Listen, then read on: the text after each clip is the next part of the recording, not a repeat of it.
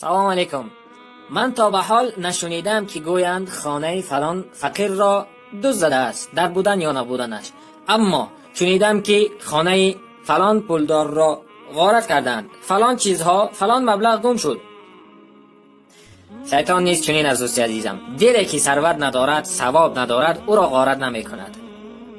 هر وقتی که به عقل و خیالتان فکر می آید که شما را به گناه میبرد، او را از خیالتان گم کنید. و خاطری که شیطان شما را به بیرون از خانه دعوت میکند، ثروتی که در درون خانه دارید، در دل دارید، او را غارت میکند. شما میتوانید با این ثروتی که کرده اید، یعنی ثواب جمع کرده اید، آخرتتان را آباد کنید.